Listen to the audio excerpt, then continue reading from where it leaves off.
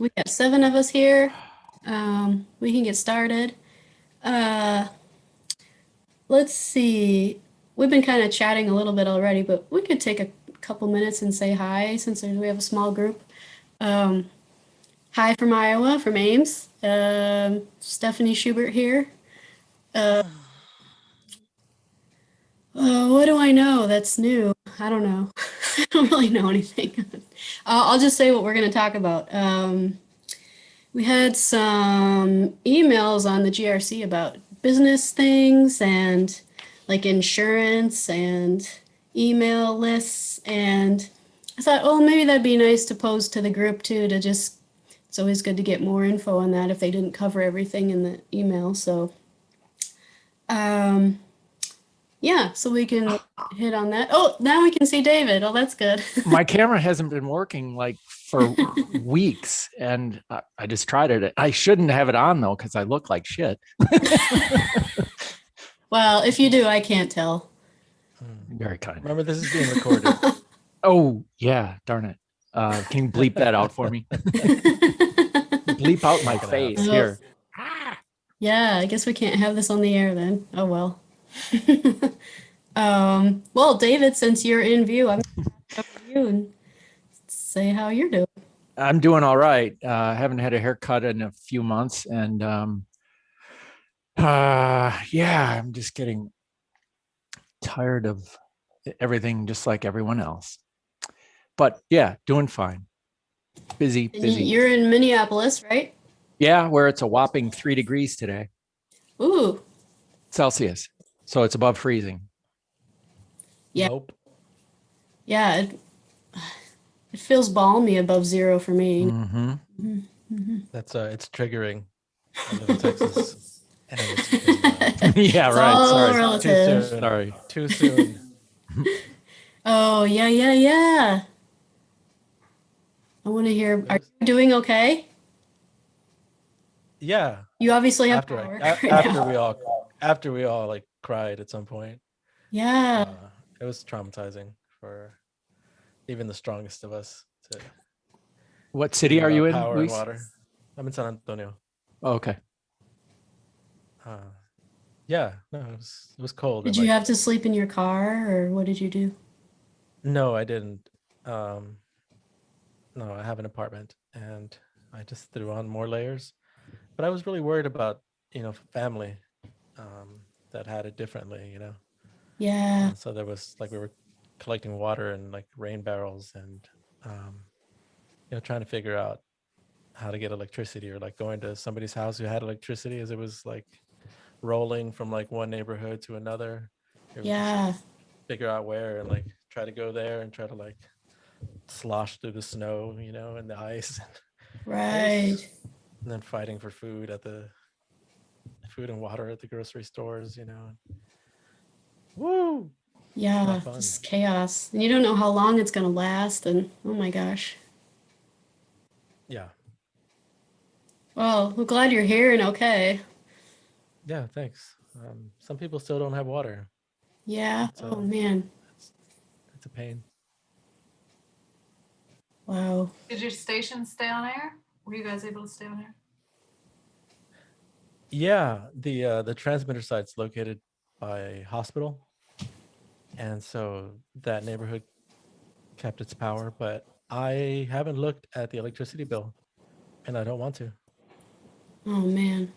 That aspect of this is just the most insane. I was listening to Amy the other day, and I,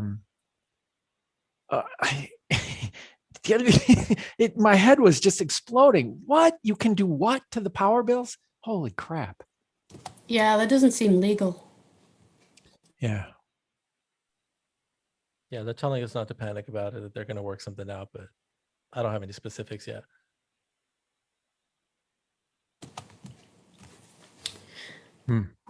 Well, let's move to Sharon. How are you doing over there in Kentucky?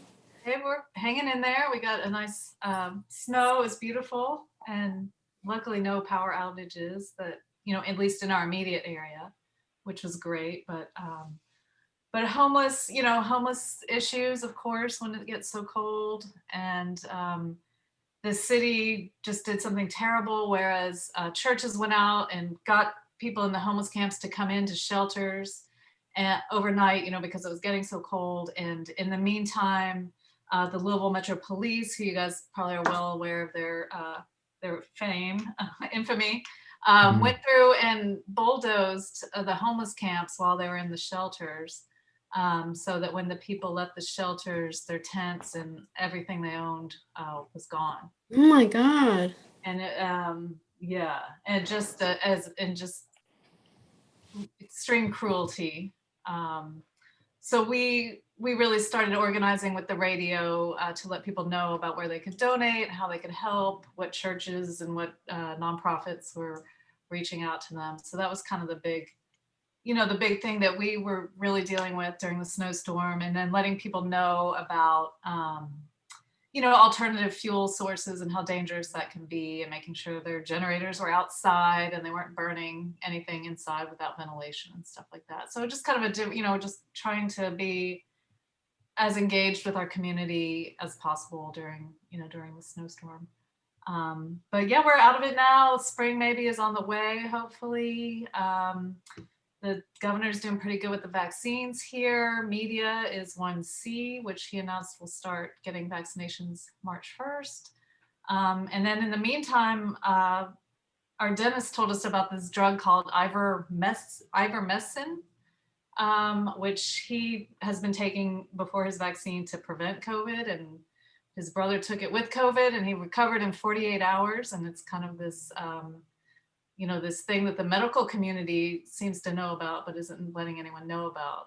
So anyway, I'm not promoting any kind of drugs, but I kind of just wanted to, I've kind of been researching it a little bit, and it looks promising. The deal is that it's only two cents per dose to distribute, so no one's going to make any money off of it. But and that was my dentist's idea as to why they're not promoting it right now, because no one can make any money off it. But anyway, I just wanted you guys to know about that. Do your own research. Can you either say the name again or put it in the chat? Yes, I'll type it in the chat. So Thanks, Sharon. I've been just doing a little research about it, and it looks interesting. So that's all I say. Definitely not a doctor, but Yeah. something maybe people should be aware of. Yeah, thanks. He feels like it could bring the end to the pandemic. So Wow. Anyway, one way or another, let's get through this. Wow, that is something. Investigating all options. Well, thanks, Sharon. Let's see. Let's go to Lori. Are you available? I know we're working and listening. Yes, here at our ingest computer, making sure that I've got radio for tomorrow. Things are okay here. We're facing some budget challenges, of course, as usual, but the Arlington County came out with the next fiscal year budget, and it's another big cut, bigger than we expected, because we still get funding from them as part of the cable franchise agreement, since we're a public access entity here in Arlington, not just a radio station. So that's a little challenging. We're we're just chugging along. We're still working on our spring fund drive that's going to be in late April, early May, and we're doing a gala event, online concert event, an auction, of course, on air. So it's probably the biggest multifaceted fund drive that we're doing. And we're exploring Give Lively for this time around. So we're working on learning a little bit more about that. And then in personal news, I have a friend in Chicago that has been missing since Friday. Oh my goodness. Real easy, right? True. It's that easy.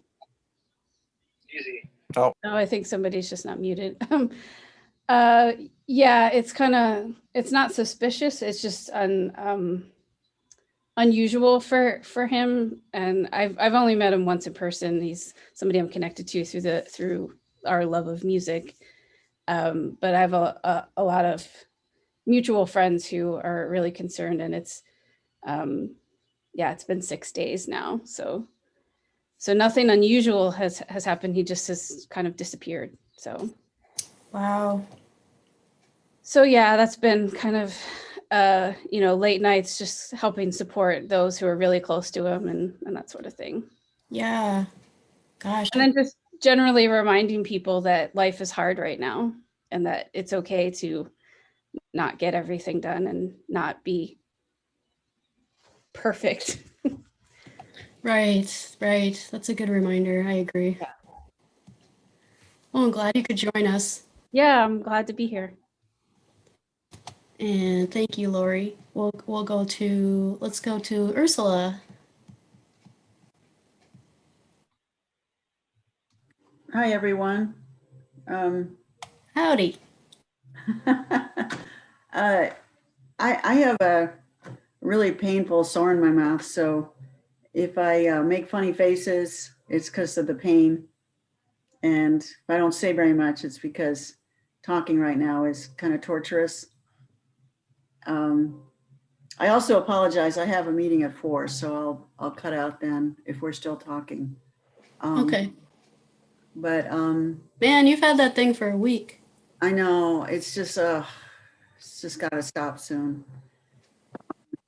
Stress manifests in all sorts of ways. I have so many people who are like, and now this has happened, and now this is gone.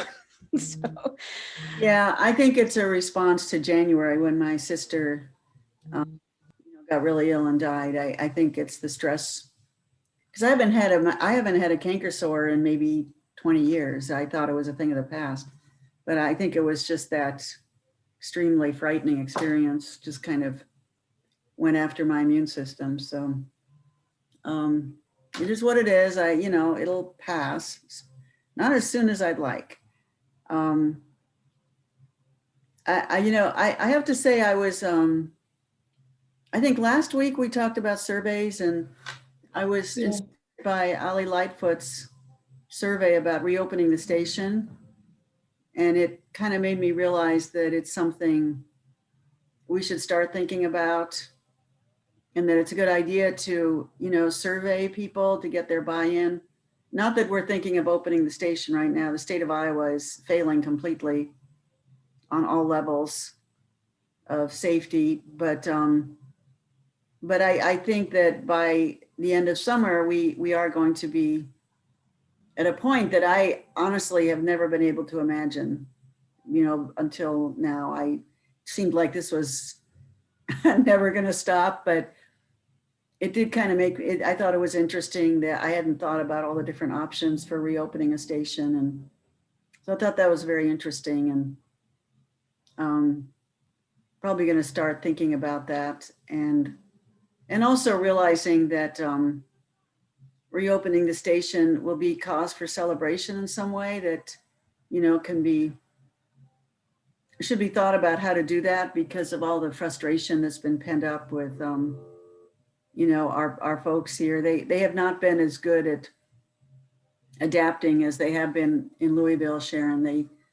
Very few of them have really been able to get behind setting up a studio at home effectively.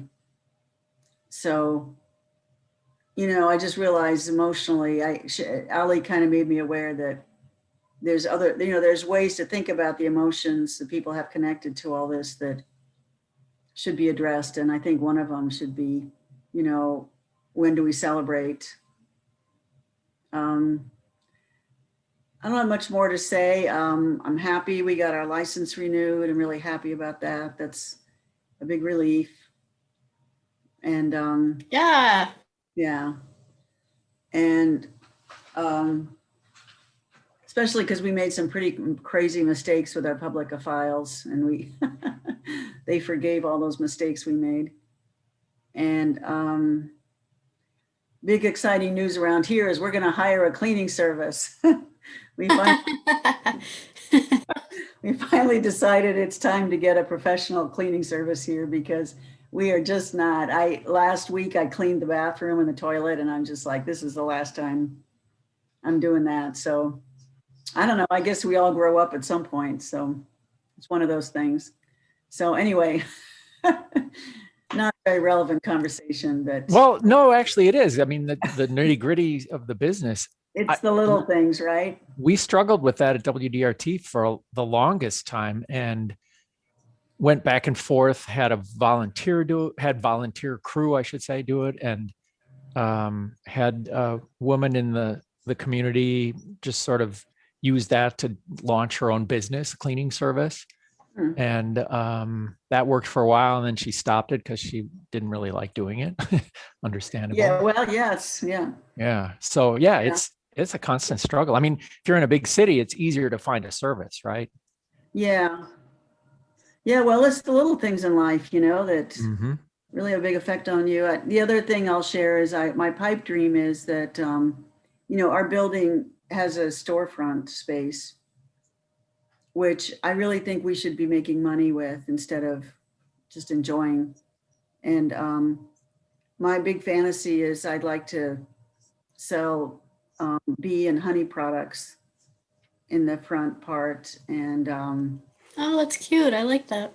yeah, and then have local, we have local bee, you know, bee people. Urban beekeepers. Well, we're not that urban around here. You know, most people, you know, are out in the country. We Hmm. have a lot of urban beekeepers, but we have people that have prairies, you know, they build prairies and then they put beehives in there.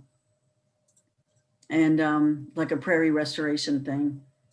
And there's a few people that make what do they call it, mead? There are a few people around here that make mead. So I just think I'd really like to do that, and then we can call the station the Pollinator. So that's my that's my little fantasy. The pollinator. The Pollinator. Yeah, Ursula. Make sure they're available mail order too. Your lovely honey products. Totally want Okay, some. yeah, we'll do that. Yeah, yeah. I was on this island off of Georgia called can't remember what it's called now, but St. George or something like that. And there's this company called Savannah Bee Company that basically raises money to support bees. And it was such a beautiful store. If you ever look it up, they have a few in Georgia. And it's just so charming. And I was just thinking, and I even asked them, I said, you know, do you have franchises outside of Georgia? And they said, no, but we'll send you some of our stuff, you know, and then we have local, she says, you know, why don't you support your local bee makers or bee people, honey makers. So I don't know. It's just my fantasy that we set that up in that window right now. It would smell so good in there. It would Bees smell and good, yeah. everything. Oh my gosh. Right now, what we have like a plant camp there where people paid for us to keep their plants there in the window during the winter. We have 2 customers. Anyway. I like that too. Thanks, Ursula. I see we're getting to 3:30, so I know we still haven't heard from Lewis and Matt, and Eddie just joined us, and someone named Galoo looks new. So if Lewis, do you want to say a quick hello? Quickly, hello. How's your day? Oh, it's actually a nice day outside. There's some Santa Ana winds blowing, so there's a risk of fire. Okay. My mother passed away 3 weeks ago, and I'm still dealing with that grief. Maybe I previously told you that. Yeah. We're talking about trying to do some virtualized concerts with the musical talent available to us, and so we just had a meeting. And also, finally, let me apologize for not being muted when I joined the call. Oh, that's okay. Well, glad you could join us. Thank you. I'm happy to be here. And Eddie, hi, how are you?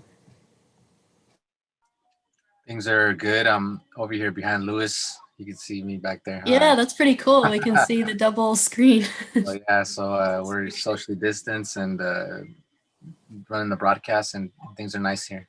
Hope everybody's well. Excellent. Okay, good to have you. And Matt, how are you doing? Oh, I'm doing okay, I guess. And greetings from wet and soggy Eugene, Oregon. You'll probably be getting our weather in a couple of days. as it usually happens since Oh, yeah, goes yeah, from yeah. west to east. And so our station is still closed to the public. And so, um, and that's the latest news from Eugene, I guess. Okay, well, thanks. Appreciate that. And we just got someone else too. I see someone named Galoo. Do you want to say hi?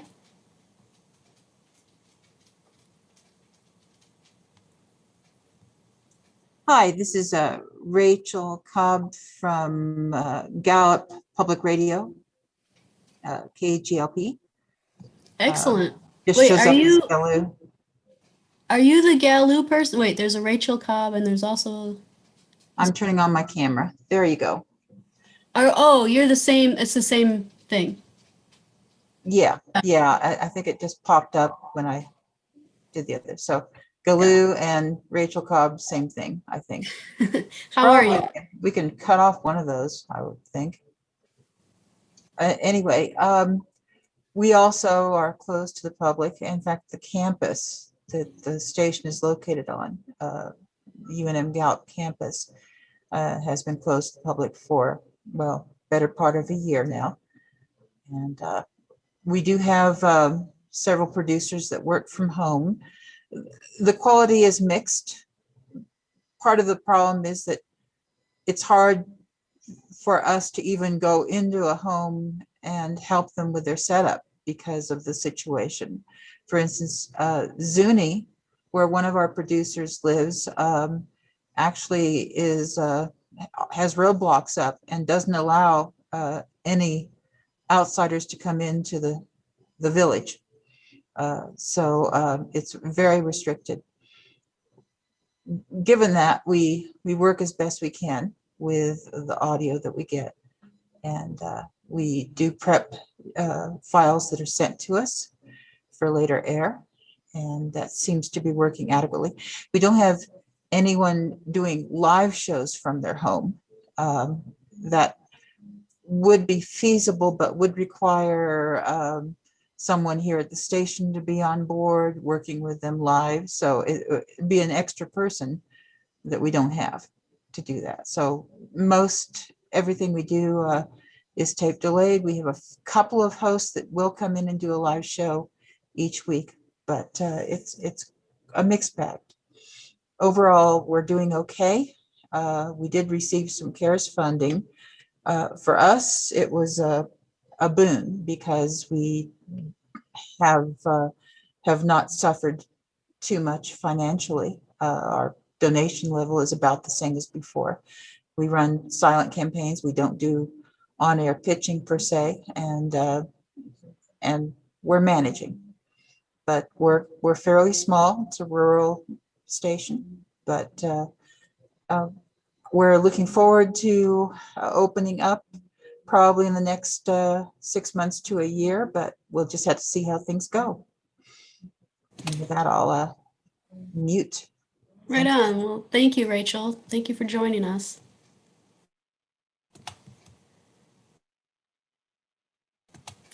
We also have a phone number, 14237416969. I know the detour joins us sometimes and just prefers to listen. And if it's someone else, you're welcome to say hi as well.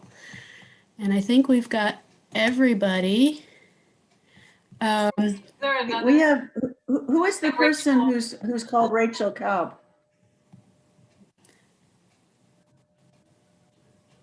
Oh, she's getting ready to speak. That might actually be Emma Farley on another line. I'm not sure. Because you're Rachel Cobb. Yeah, but the one that's labeled Rachel Cobb might actually be Emma. I'm not sure. Yes, I also work at KGLP, so got the same stuff going on as what Rachel said. My name is not Rachel, it's Emma, but I'm logging on with the station's Zoom account. So excellent. Well, good to have you, Emma. Thank you. You look very awesome with all the stuff. Like the headphones, the mask, the microphone, the everything. It's like really something. Incognito. Hey, Rachel, is that one of the what kind of mask do you have on there? Is that one of the Korean filter 94s? It looks like it fits really well. This is a cheap one I've got on, but we've got our own KN95 masks that are logoed with KGLP, and we give those away as premiums and gifts. And I usually wear this one that I have on right now over the KN95 masks for a double mask when I'm going into stores and such. Cool. Seems like there just needs, off subject, but needs to be more education on which kinds of masks are the most. Oh, I agree. By the time everyone knows how to use them, we won't need them anymore. Hopefully. I mean, by one standard. That same line, Sharon had put in the chat a link to this new, I guess you call it a medication, ivermectin, that she was talking about, that helps really reduce the severity and time of the of COVID. Apparently, she says, she doesn't know for sure, but it sounds really interesting. So if anyone else is interested in, that's what that link is. It's actually not a new medicine, not to belabor it, but it's been around for about 30 years, and they find, kids can use it. It's approved for it's mainly used for parasites, like lice or something you might pick up in the river or something like that. But anyway, they're finding that it's effective for both preventing COVID and curing it quite miraculously. And I promise I'm not a hydrochloroquine kind of person. But my dentist I was super freaked out. My husband had a real problem with his teeth, and I was like, oh my God, freaking out about him sitting there in the dentist chair with his mouth open. And the dentist confided in me of this, and he said, the doctors are getting it now for their families, and they're trying to get the National Health Institutes to approve it for use. And they think it's a very inexpensive, very safe way to bring an end potentially to the pandemic. Not to discourage anyone from getting their vaccines or whatever, but anyway, just could be a potential option as you wait. But do your own research again, I want to say. Okay, awesome. Well, let's get started. So we're going to talk about the business issues today, stemming from some questions people have put on the GRC listserv. And if anyone needs to leave early, of course, that's great. I know sometimes we run over, sometimes we start a little late. So you're welcome. Just leave a little note in the chat, and thank you for joining us ahead of time. So let's start. One of the first questions I noticed this past week was from Celeste, Carey, and Jenna at KBOO. And they said, how are stations viewing and increasing their media liability insurance in light of the FCC violations fee / penalty increases? How are you determining how much to increase your coverage and by what amounts? That's a big question. Does your insurance cover that? I guess is my question. This is Rachel, Gallup Public Radio, Galoo. Yeah. We do not have any increase in liability insurance. We do have liability insurance, but I don't think it would help us with any fines. I don't think those would be covered. I think we do the best we can to do our due diligence and hopefully reduce the risk of getting fined. But our feeling is that it's kind of like self-insurance. You build up reserves and you hope that, when the time comes, you won't have to spend too much. Thank you. And anyone else have any thoughts?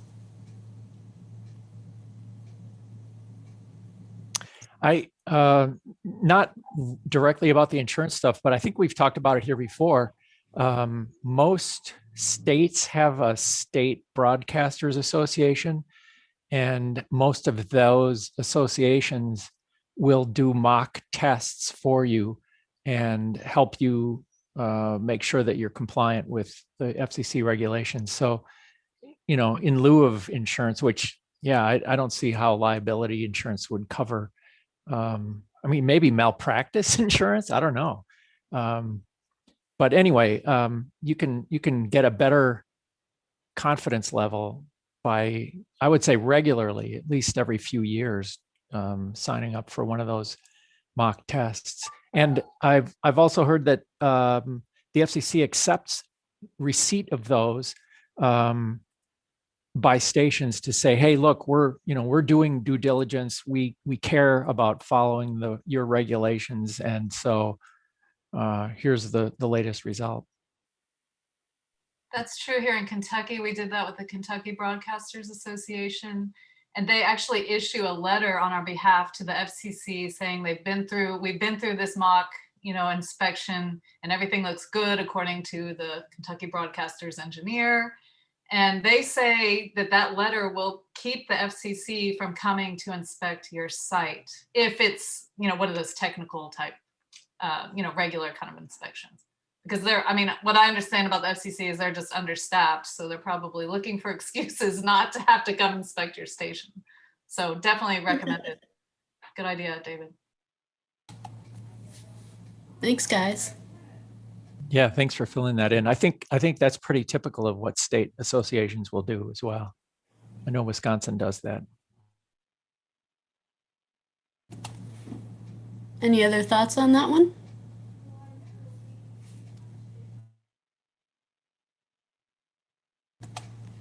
Solved it. Okay, cool.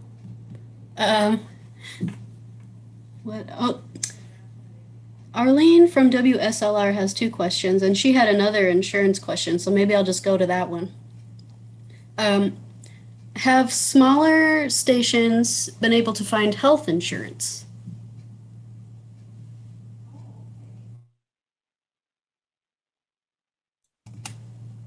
This is Rachel at Gallup Public Radio, KGLP, Galoo. We are very small. When I came on board 10 years ago, I was the only full-time employee, and Emma is our newest hire. Now we have 2 full-time employees.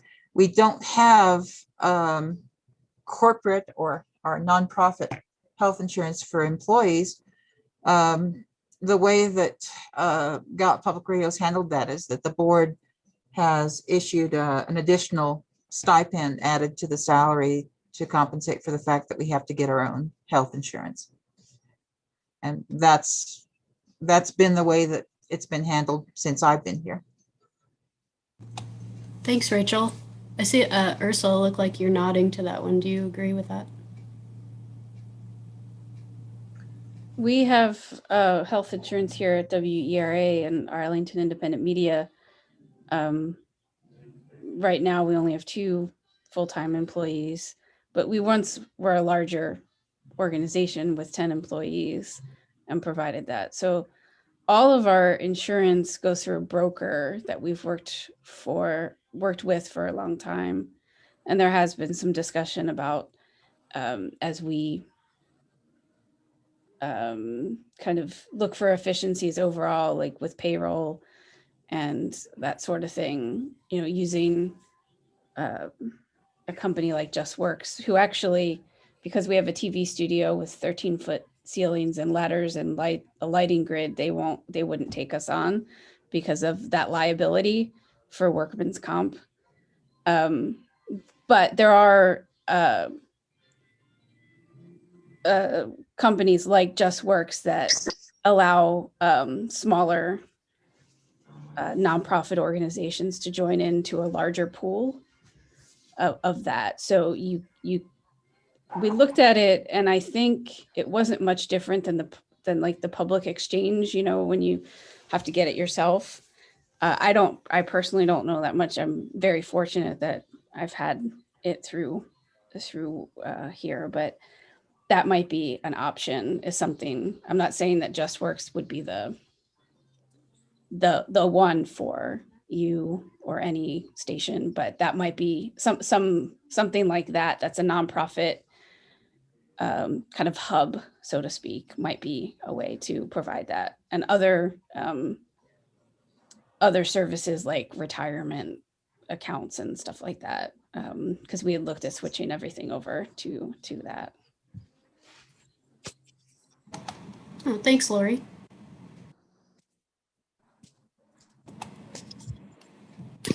Anyone else have any approaches that they take? And you might not be not everyone's a small station. I know that too.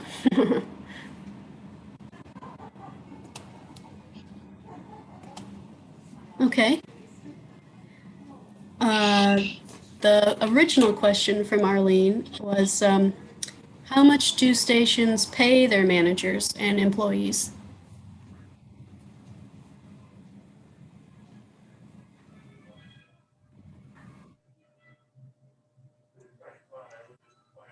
This is Rachel at KGLP, Gallup Public Radio, GALU. When I was first hired, I was paid, I believe it was $50,000 annually, and there was no stipend for health insurance. A few years later, they negotiated an increase, and for the last 5 years or so, my annual salary has been $62,000, out of which I pay my own health insurance and any other basic benefits. We do have personal leave incorporated within that. Emma's salary currently, as she's still a fairly new employee, at this point is at $38,000, but a health stipend needs to be added to that. So I'm expecting that to go up soon. Ultimately, Emma will quite likely be taking over my position and then hiring a new Emma for the station, working in that sustainability. And at that point, Emma's salary would go up commensurately. But that's where we're at. The board has not raised salaries for quite a while, as far as mine, and Emma's is in flux right now. Thanks, Rachel. And if anyone else answers, can you remind us if you're low power or full power? Well, we're a small station. We broadcast at 900 watts, which is not a full power station, but because our tower is up several thousand feet in the air on a peak 16 miles northeast of town, the effective radiated reach is not too far off from what a full power station would have, since we have such height. Okay, gotcha.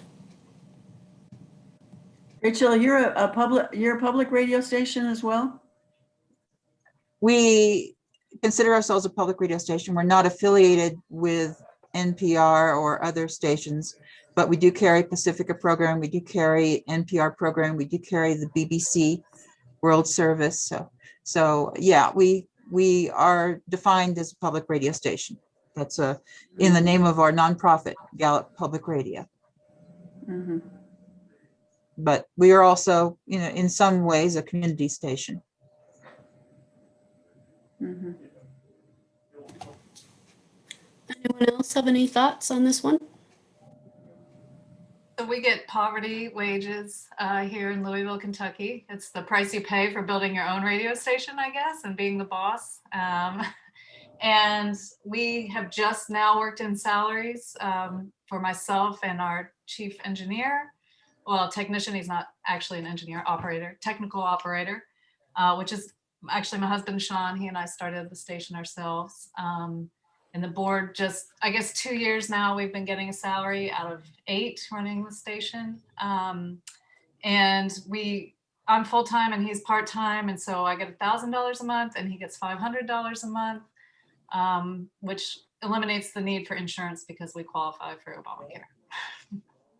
So we're hoping to, improve our situation. The board would really like to pay us a more reasonable salary, namely not only to compensate us, for the fact that we work 80 hours a week or whatever, as you know, sure, and the stress and everything. They would like to compensate us more, but they also are thinking more long-term about the station and sustainability. And if Sean and I leave and we're no longer, there's no one willing to torture themselves for poverty level wages, that there will be a salary. I'm going to say hello anyway. Hi, Eric. And, and be able to sustain a decent salary in order to sustain the organization. But we're, you know, we're just a small community station and we don't want to spread our resources too thin. So we're just trying to take it easy right now, but hopefully we'll be at a living wage soon. That sounds good. Thanks, Sharon. Anyone else? Well, KHOI pays me a stipend that comes to, I think, about $18,000 a year. And they pay the operations manager. Bye-bye, Ruth. I think about 38,000. I can't remember exactly what it was, but, and then we have a part-time assistant who I think makes about $15 an hour right now. So it's the station's a little bit stuck. I mean, it's, you know, there is constantly progress, but it's very, very incremental in terms of funding capacity. And it's not advancing. I mean, after 10 years, it's not really advancing at a rate that I think makes it a successful enterprise or a sustainable enterprise.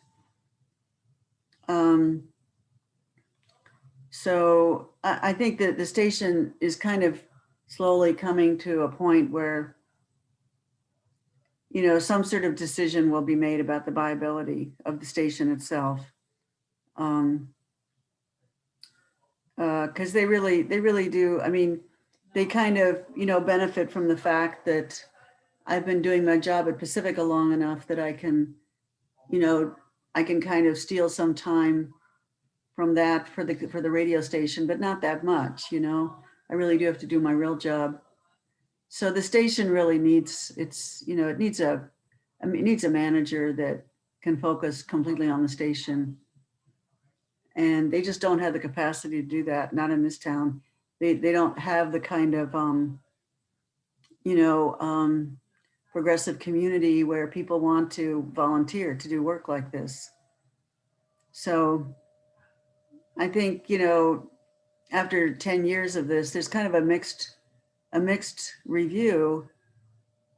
People really love the station, but it's not really, the will to make it completely sustainable is still in question. So it's a scary question to ask, but at a certain point, you know, it's becoming necessary. So, you know, salaries is a big question mark for KHOI. So it's kind of an honest answer. It's, I wish it was more resolved here, but in some ways I feel in this community that we really would do a lot better using the CPB funded station model, where you really have, you know, a larger staff to do work because you don't have a lot of volunteers wanting to do it. But I don't know if that's really in the cards. So yeah, it's kind of a big question mark with us. We're making do right now, but we all know that we're just kind of making do, that this isn't a, you know, a model that can be passed on for another 10 years. So I don't know, it's hard, you know.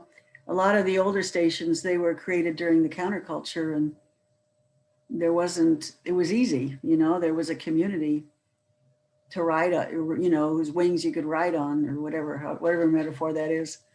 And these days it's a whole different landscape. So. Thanks, Ursula. This is Rachel at KGLP and Gallup again, Galoo. Yeah. The first station I was involved with is KKFI in Kansas City. I helped start that station. It got on the air in 1988. We did not have much in the way of funding for full-time salaries. I believe that at the time the station manager and the program director were full-time, but by and large, people had to have second jobs. And I think that's true for many community stations across the country, that many people might receive some money, might receive a stipend, but you know, having other jobs is part of the lifestyle, unfortunately.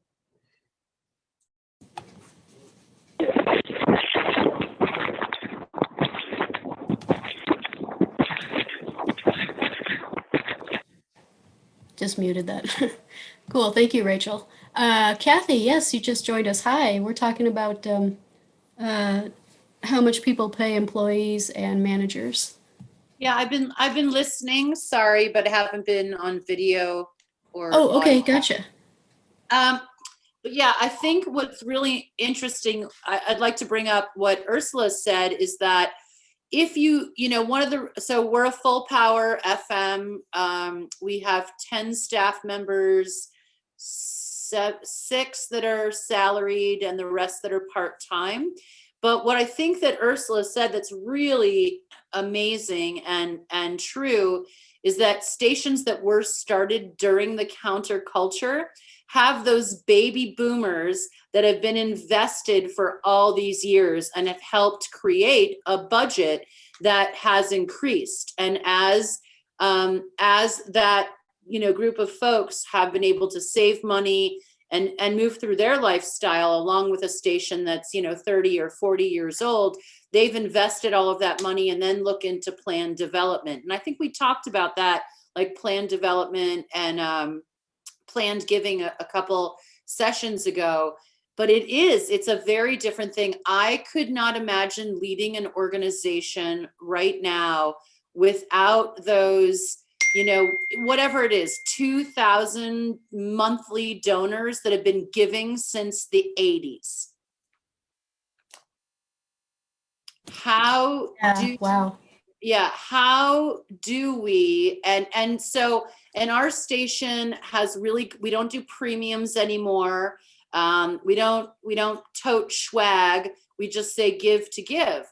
But that's the truth, is teaching this younger generation to just give because they believe in something, and it's a different language. However, with that said, I won't do any millennial bashing. We've actually seen really positive effects from millennials that do just give to give. They're like, I don't care about the tote bag. Maybe I'll pick up a t-shirt, but I'm giving because giving is important. But that is teaching an entire new generation of people. So sorry, I just wanted to jump in and acknowledge that, is that if you don't have that base of people that started in the 80s or 90s, early 90s, it's very different to create a new culture. We're supposed to just run radio and have fun. And then I'd also like to speak to second jobs. That affects diversity. If I'm a woman of color with a child and I can only work part-time, that part-time work or that 60-hour-a-week work that still gets paid part-time, I need to take care of my family. So then we're dealing with diversity and inclusion issues in how do we pay people what they need to be paid so they can take care of their people. Sorry, those are my thoughts. Thank you, Kathy. Appreciate that. I have to run, but thank you, everybody, and I apologize. I really interesting conversation. 2 quick comments. One is, it's the concept of the gift economy that, and paying it forward that really we really depend on. And the other thing is, I just feel, I don't know how to do this, but I feel like it's time to go back to the CPB and say, look, you've got to help people get a leg up. You can't just put such a high bar on CPB funding and then not help people get there.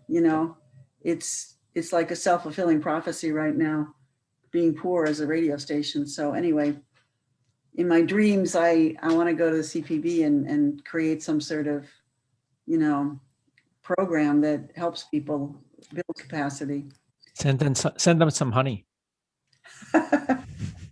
Honey attracts bees more than something or other, right? Yeah, right. Anyway, thank you, everybody. I have to go, but it was really good to see all of you. Thank you, Ursula. Yeah. Hope you bye-bye. feel better. Thanks.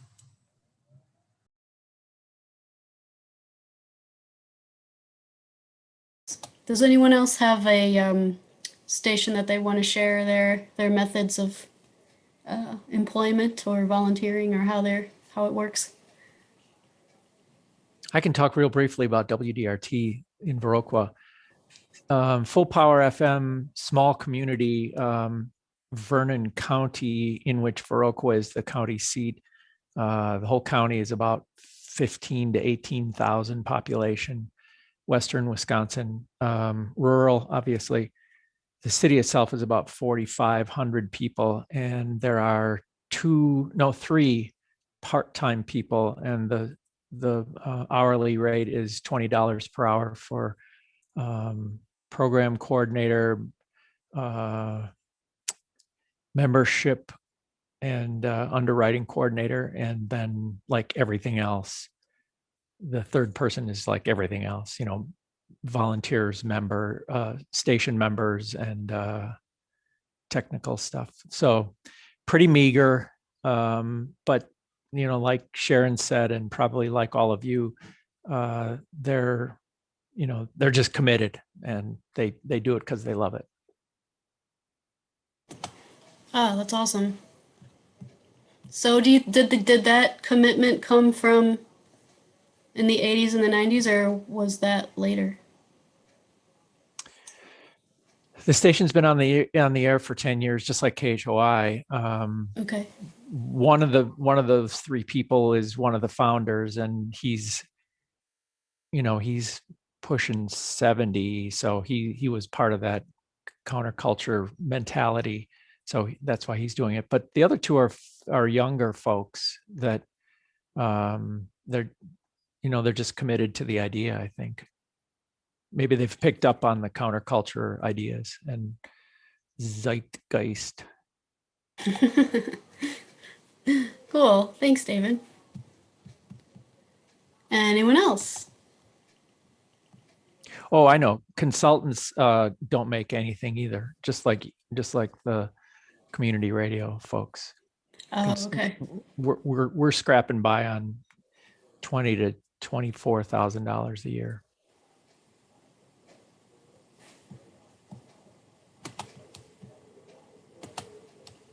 Any other thoughts?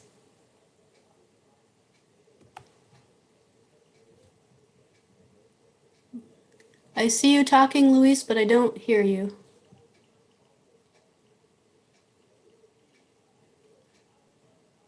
I want to say that we're in year one of having a full-time person on radio, and that's me. And I think I make somewhere in the low 30s. And I handle everything from top to bottom. And because of the pandemic, like last year was the year we were going to start building and reaching out and doing all of that. Like that hasn't happened. So Oh man. I've just used this time to, really dig into like procedures and technical things, learning like all the various aspects of all the different jobs that I hope to teach other people to do. We've been a nonprofit for 20 years, so we have, some people in our community that we would like to bring in, and so we're hoping that base will help, grow the station. I don't know. So we're still in our infancy. I don't know. Like I'm here to like learn from you all. Like even this like Corporation for Public Broadcasting like grant stuff. Like I haven't even gotten into that. I don't know. I'm here for the insurance talk. I know that our organization has insurance, but I don't know if like anything different was needed for, like and some of you all talked about it was like some of the fines associated with this work, which is exorbitant. And so that's what I was wondering about, like I review so much content, but it like something's gonna slip by at some point, you know, and I'm just super concerned. Um, you know, people call me and they're listening to the content, and obviously, like a lot of our work that we share is political and critical of power, and um, sometimes there's weirdos calling from, you know, that are like, I don't know, just some weirdos, you know, very far right people, and they're keeping track of us, and it's disconcerting to think like those are the people that are going to be reporting, and I don't know, that kind of stuff keeps me up at night. I don't know about you all. That's a good question. Does anyone have a response to that?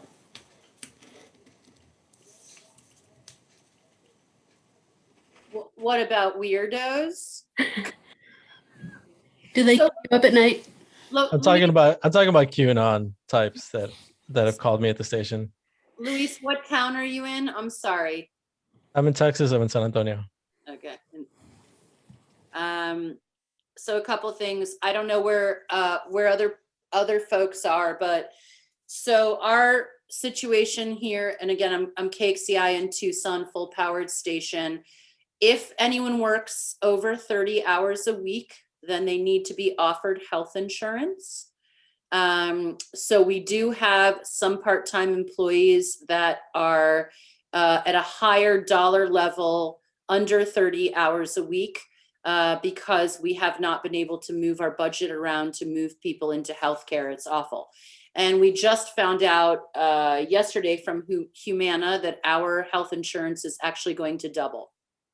So when we talk about compensation packages, you know, if you make, let's just say $30,000 cash, but it costs the radio station $10,000 to give you health insurance that some you might pay out of pocket, then we're looking at, you know, along with cash and benefits, you're making $40,000, which doesn't feel great unless you're getting good health care and you feel good about it. So that's what I want to mention about cash and benefits. And it's hard. And I think the most important thing is to look at the average salary in your city, see what people get paid for 40 hours a week, what kind of benefits they get. And then we do have to measure that against a nonprofit status. Now, the reason our health insurance is so crappy is because we don't have enough employees that subscribe to health insurance. So health insurance companies, if you've got 50 employees that are invested in that health insurance, you get better rates. But because we only have a smaller staff that is buying into that healthcare, it's crap and expensive. So I just want to kind of point that out. I don't know if other people are seeing that where they live. As far as QAnon and weirdos, we get them a lot. And we get lots of phone calls, and I've just found a very kind way to say thank you for your thoughts. The most amazing thing about radio, you can turn it off. Do you worry about those people reporting on the radio station? To the FCC? Is that what you were talking about, Luis? Yeah. So, I mean, that's the key, is making sure that your FCC policies are intact. So, yes, Luis, I do worry about that. And I also know that there are conservative radio stations that want our frequency. And we have been reported on, I can't remember, I think it was maybe 8 years ago, our renewal, every 7 years, your FCC license is up for renewal, and we didn't hear anything. So we actually had to contact the FCC and say, we haven't heard from you. And then they said that somebody reported us for playing a song. But I also think with the FCC, and again, I'm sure there's somebody else here who has more experience with this, is we called them back. We said, this wasn't an issue. You need to prove to us that an FCC issue happened. And when you prove that, we'll address it. And then the FCC came back and said, well, we don't have any proof. We just got a phone call. And we said, well, a phone call doesn't do anything thing for us. When you can prove that there was an issue on our airways, we'll discuss that. But yes, we were terrified. And yes, it keeps me up sometimes. Yeah, I mean, I'm also concerned about some of the vitriol against media and doxing of myself and others in this industry.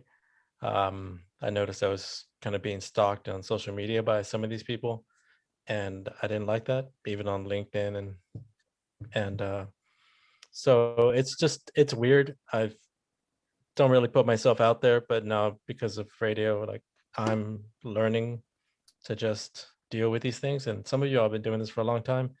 And like, how do y'all deal with something like that? Like being doxxed or people going after you, like personally, like to take down, the liberal media or whatever.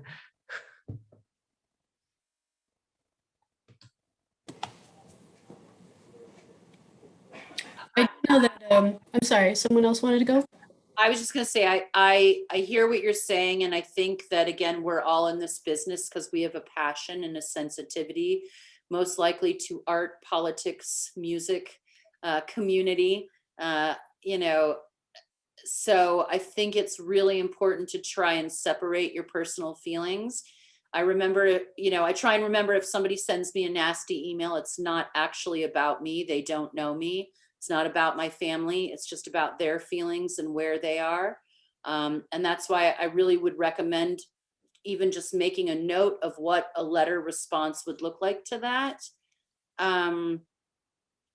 If the stalking gets actually personal, that's a different issue. I had that in commercial radio. I haven't had that in community radio. But it hurts sometimes, I will get an email that will make me absolutely cry. I'm like, did I make a bad decision? Did I do something wrong? But I take it personally because I'm so passionate about the work that I do. But I really try on the day-to-day basis, just say other people have bad days and we're accessible to them. So they might feel they can shoot off their feelings without actually, like social media, without taking the time and reflection to think I'm actually reaching out to another human being. Yeah. I'm sorry if you've been experiencing that. That's icky. That's a good answer to not take it personally. And I mean, it sounds like Luis is concerned about, I don't know, like safety too, and maybe that's, I don't know, that's a good question. Like, how often does that happen to community radio stations? I don't know, like if that's like a common thing, or, I mean, I haven't really heard much of instances where it got to like doxing. I mean, I haven't been here that long, but that's a good question. Like, has anyone else heard of that happening to another station? I mean, we were on a timeshare with a station, KEPJ, and they're maybe you've heard of the Esperanza Peace and Justice Center. Yeah. Yeah, and so they get threats all the time about all sorts of stuff that they do. And at the Women's Center, it's not so common, but I anticipate it growing. And it's just some of the rhetoric is very like, like I feel like it's escalating over the years into more of like this, open like hostility and civil war type of, feeling. And that's why I start worrying. If it's just debate, that's fine, but it doesn't feel like debate sometimes. That might be a good future discussion with presentation. We might want to try and find some folks who have policies or systems in place at their stations, because I know that there's also been vandalism at some stations. But it might be something for people who've already been through it, or like I said, have those policies, because that's really helpful to those of us who, you know, where we're thinking about it, it hasn't happened, but if we have, you know, systems in place, just procedure alone is like, all right, if X, Y, and Z happens, this is what you need to do, type of thing, to protect, you know, first and foremost, protect yourself, and then protect, you know, what you can of everything else. But obviously you don't want people to be harmed. So Stephanie, that might be something that we try to do at a later date, and find those people who already have those systems and policies in place. Yeah, I like that. That's a good idea. It's interesting that you brought that up, because the only other station that I've heard, well, now you've said Esperanza's station, and the only other one I've heard is also in Texas, and it's KTIM, I want to say. I don't know if that rings a bell, but they preferred not to be on our website map because they didn't want people to know that they were affiliated with us. So it's interesting to hear that from you too. Combined with, we're all experiencing the climate of left and right not being able to talk to each other, and then as a radio station, I'm sure, right, that makes sense that some of that would magnify for you too. But yeah, I like that idea, Lori. I like that idea. Well, I think that'll be a good topic. Yeah, and not to dredge up ancient history, but just to point out that this isn't entirely new. I mean, you've got the bombing of KPFT, was it 40 years ago or something like that? I mean, that was pretty severe. I mean, literally, they blew up their some people blew up their transmitter. It seems to happen more in Texas than elsewhere. Oh my gosh. Oh man. So the other thing I would like to then mention is to reach out to your Broadcasters Association from your state. I know that the Arizona Broadcasters Association here put aside a very large amount of money during the inauguration in order to protect towers. Now, it wasn't physical locations of buildings and broadcasting, but they were willing to assist paying for security guards. So again, you know, a Broadcasters Association, getting in touch with them and having those conversations, I think also would be really helpful, because they're your advocacy team. Good point. Thank you, Kathy. And thank you, Luis, for bringing this up. This sounds like you kind of hit on a trigger point, like something that's important we all need to talk about. And now I see, David, you put someone at WORT. Okay. They experienced a shooting. Oh my gosh. Okay, so it does happen. Does anyone else have any other thoughts on this topic?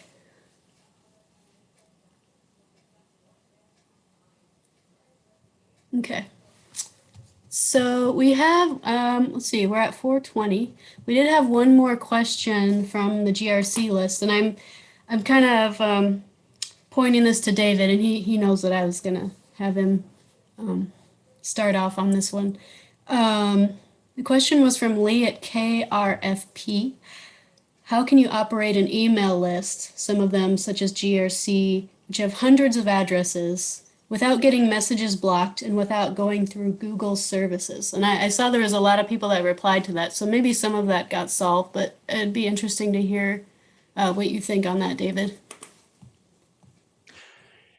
Yeah, I think some people misunderstood Lee's original question, or the intent behind it. I mean, what I took from the original question was, hey, we're trying to respect our users' privacy, and we want to protect our own privacy and avoid using Google as much as possible, and the other big players. And yeah, of course, it's easy to use. That's the whole point. But it is totally private. It is totally invasive, and so I can understand why stations would want to avoid using it.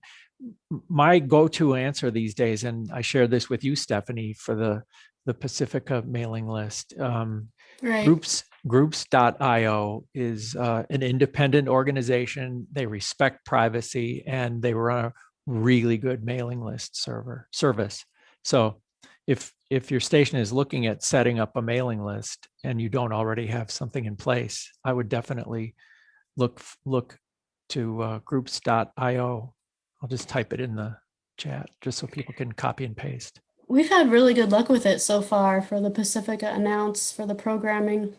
I haven't had anyone contact me with any issues really. We Is just May we 1st? got in touch with everyone. What's that? Oh, I was saying, is May 1st Coalition still doing that? They started, I think it may have spun off into its own entity at this point. I don't know. I haven't looked lately.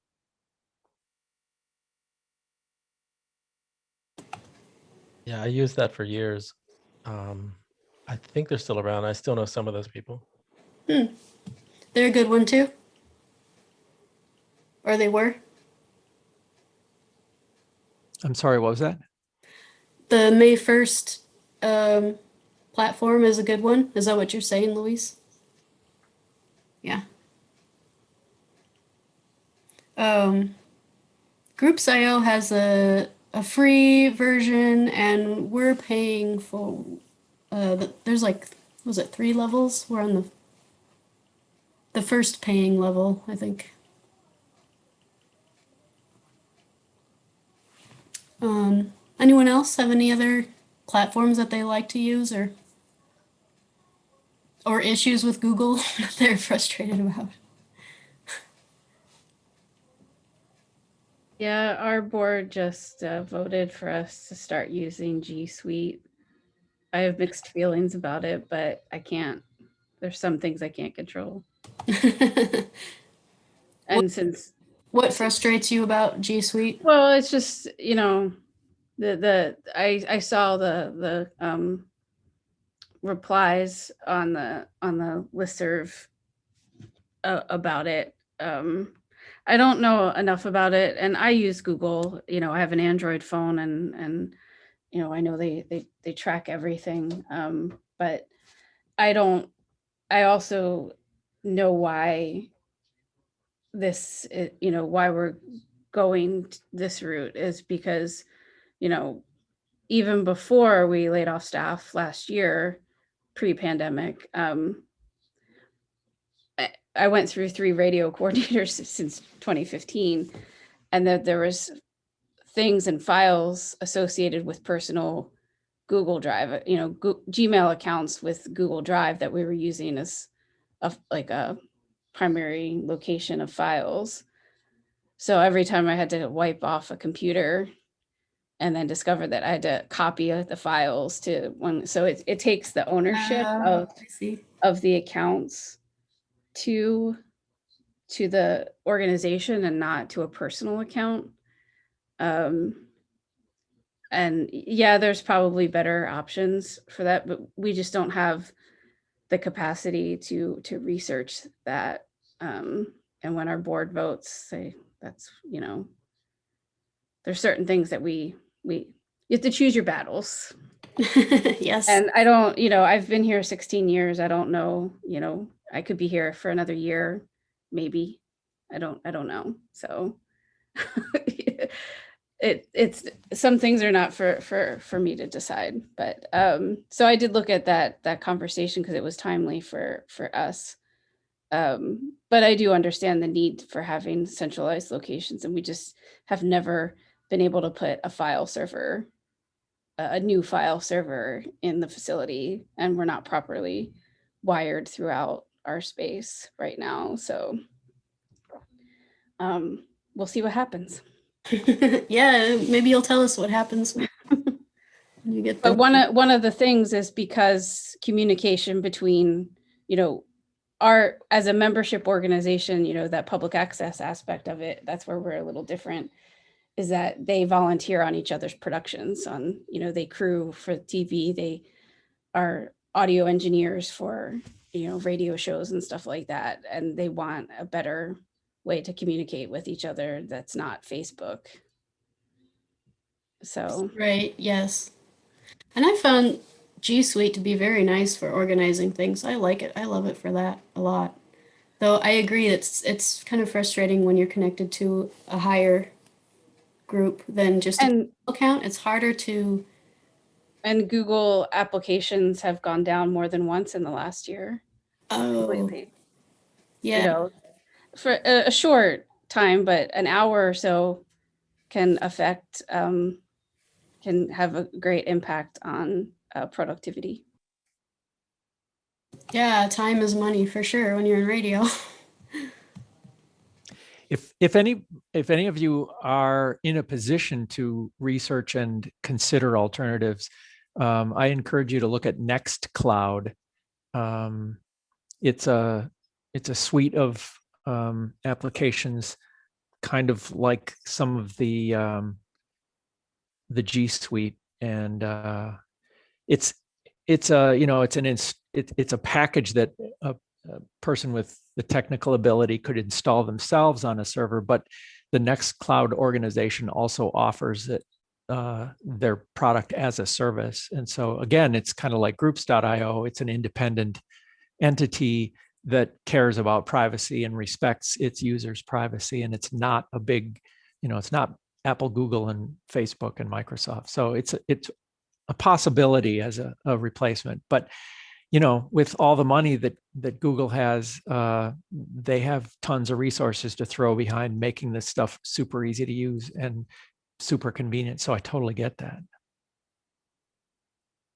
That's nice. Nextcloud. Okay. Yeah, it's always good to have options. Yeah, we're on Microsoft Teams. We just switched over.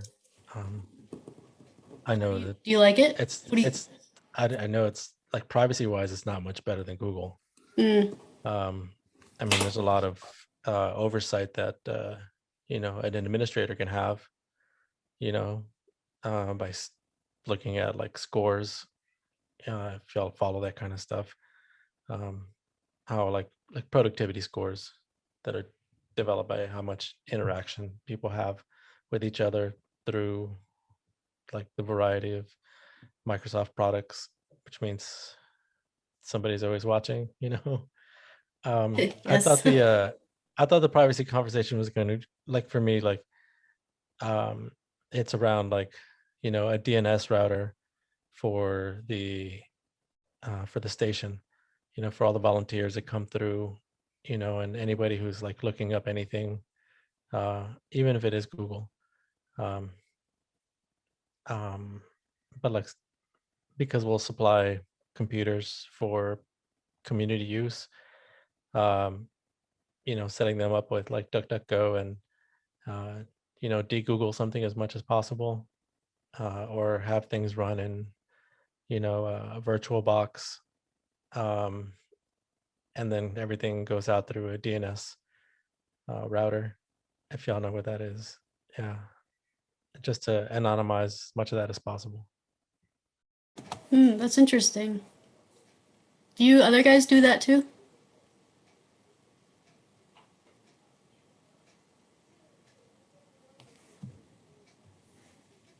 Well, yeah, I do that kind of stuff personally, but I don't know how many stations are doing that on behalf of their employees and volunteers. That's really great that you're doing that, Luis. Yeah, that's interesting. I mean, I haven't done it yet, but like it's in the plans, like as soon as this studio gets built out. Mm-hmm. Any more thoughts on this topic?